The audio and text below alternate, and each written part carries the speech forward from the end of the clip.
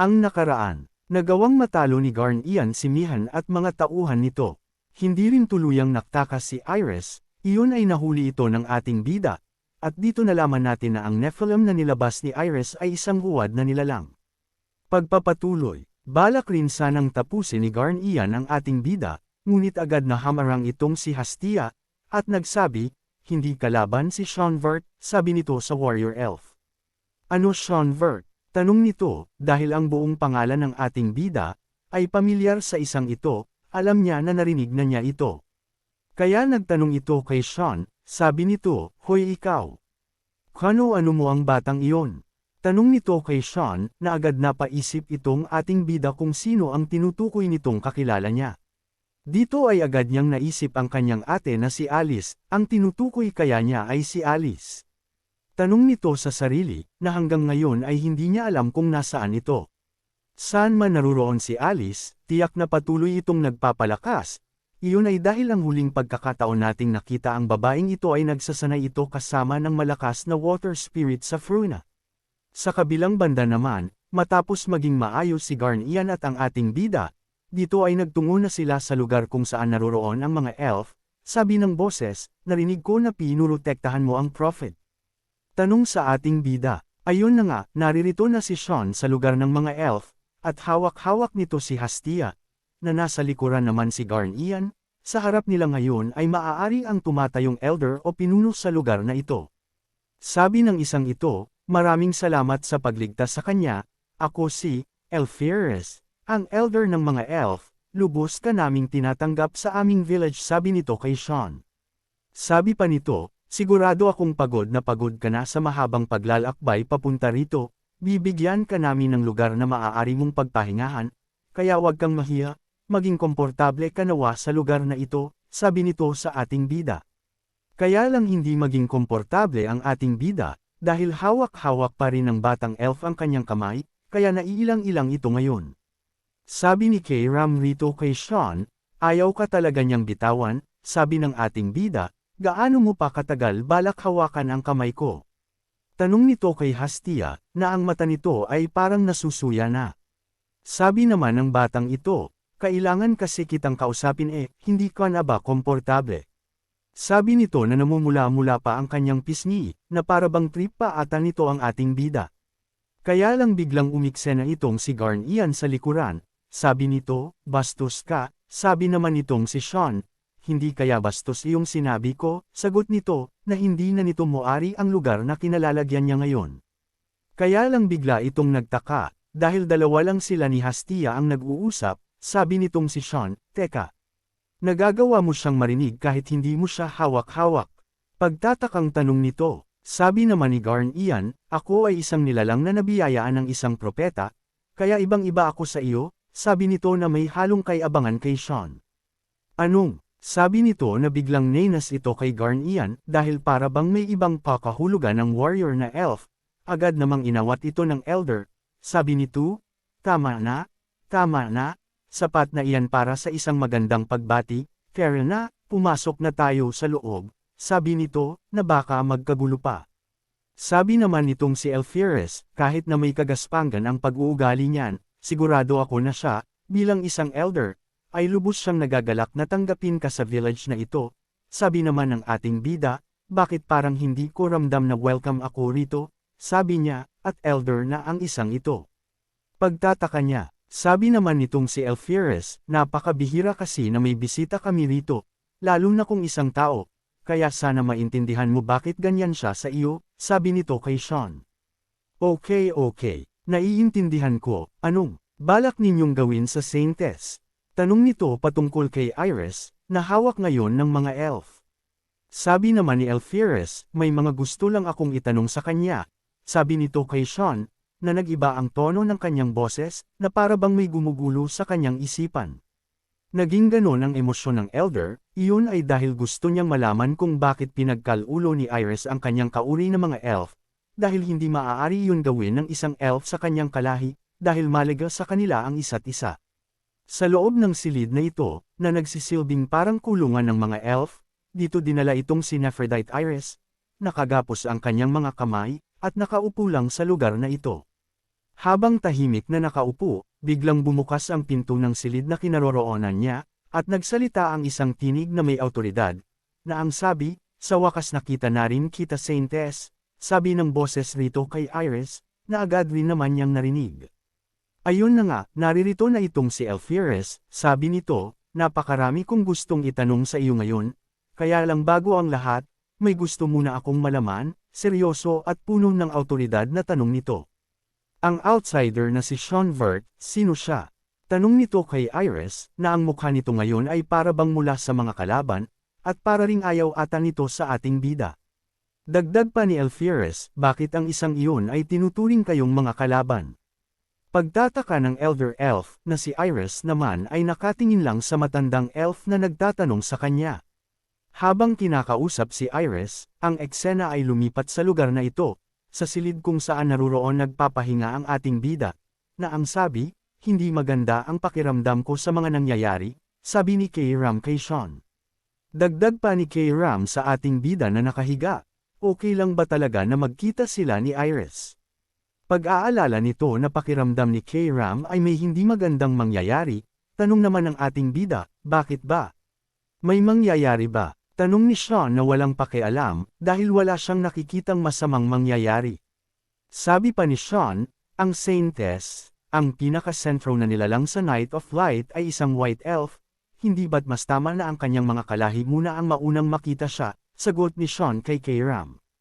Agad lumabas ang tunay na anyo ni K-Ram, sabi nito, "Kaya lang, hindi mo ba napapansin na talagang may mali?"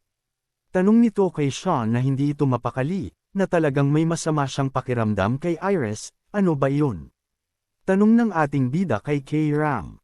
At sabay biglang higa nitong si K-Ram sa dibdib ni Sean, na agad itong nabigla. Sabi ni K-Ram, "Ang Nephilim na nakalaban natin roon, ay isang pekeng nilalang," sabi nito na sa bagay na ito nagsimula ang masamang kutob ni K-Ram. Nagpatuloy pa si K-Ram, "Inilalarawan ng malinaw ang mga naganap," sabi nito, "ang bagay na sa loob ng armor ng Nephilim na napatay mo." Naalala rin ni Sean ang bagay na iyon, dahil nang mapatay niya ang Nephilim, nakita niya ang bungo sa loob ng armor ng Nephilim, na may mali sa nakalaban nila. Sabi pa ni K-Ram, ang malaking bungo na iyon sa loob ng armor ng Nephilim na iyon, ay mula sa mga labi ng sinaunang higante.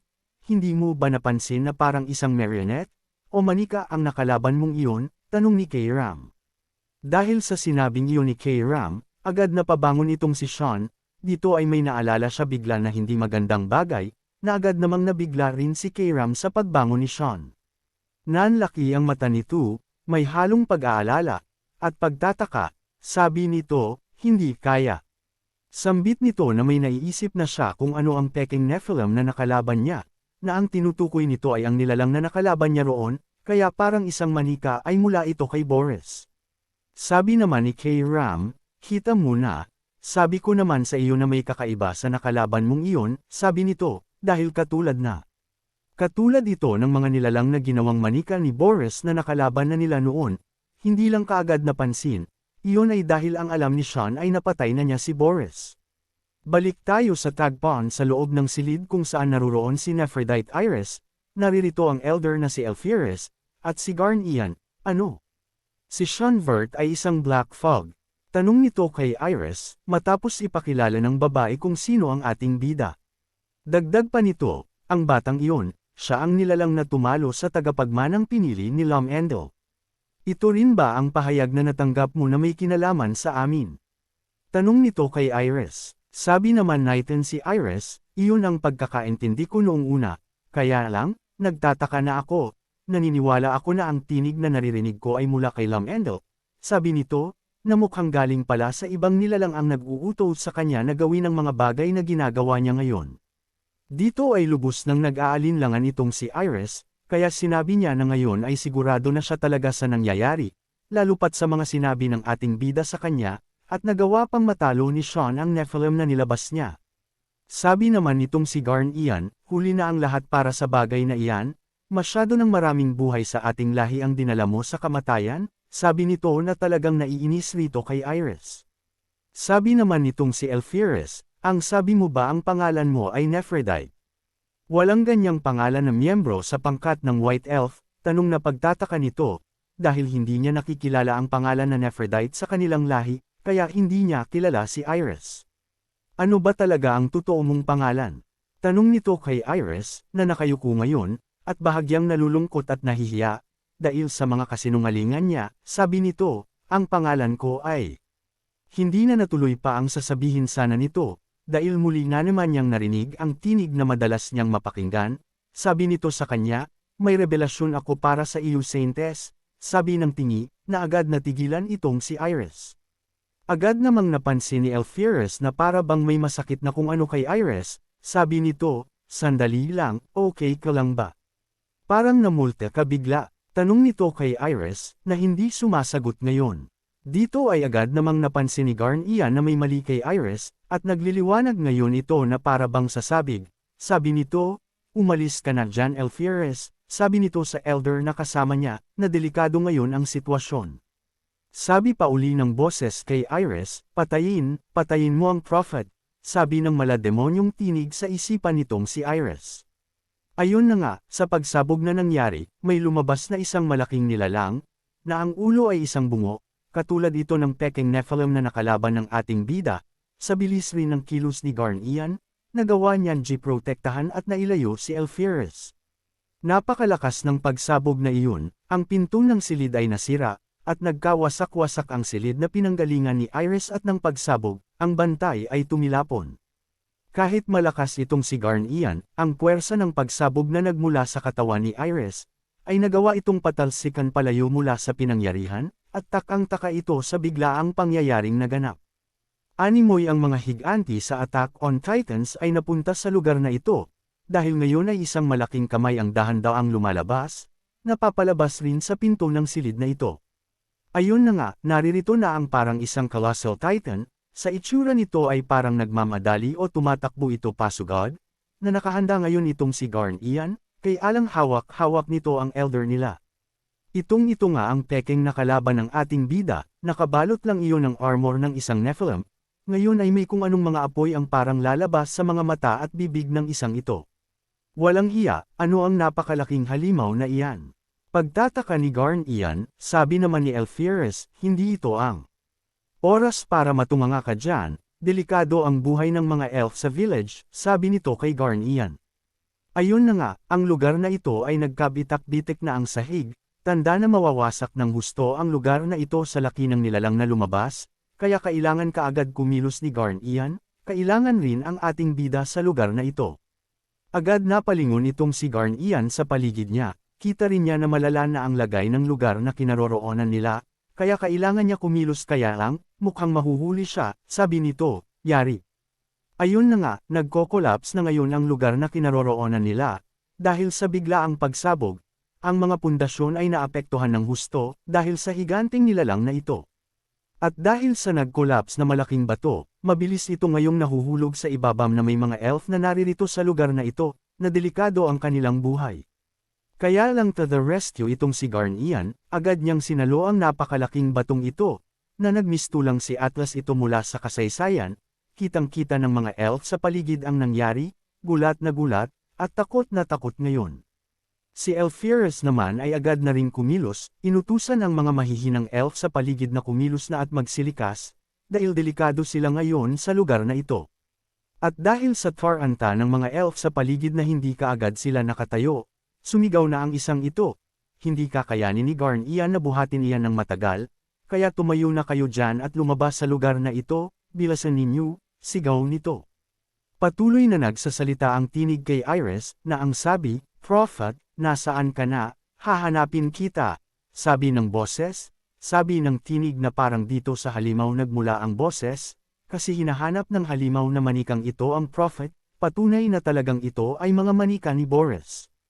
At dito ay may nakitang itong halimaw na ito na parang isang malaking haligi sa gitna ng lugar na ito, kaya may kung anong bagay ang pumasok sa kanyang isipan ngayon na dapat niyang gawin, para tuluyang makita si Hastia.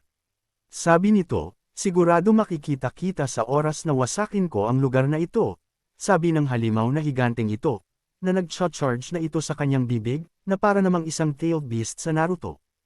Kaya lang hindi natuloy ang gagawin ng nilalang na ito, dahil bigla-bigla na lang may humiwo sa kanyang ulo nang hindi niya namamalayan, Tapos ang colossal titan na mukha na ito. Ayun na nga naririto na ang ating bida, sabi ni Sean, Fog Sword, 8 fluttering petals, tawag niya sa kanyang pamamaraan, na napakaraming paghiwang pag-atake ang pinakawalan nito sa halimaw. Heto na nga ang pulis pangkalawakan, late na naman, bida-bida na naman ang ating bida ngayon. Malinaw na sa kanya ngayon kung sino ang may gawa nito. Kaya galit na naman ang kanyang mga mata, dahil ang inakala niyang napatay niya, ay buhay na buhay pa rin hanggang ngayon. Magkakaharap kaya uli si Boris at ang ating bida sa susunod na kabanata. Abangan! Kung nagustuhan po ninyo ang aking recap, huwag sana ninyong kalimutan ang mag-like o mag-comment. Maraming salamat!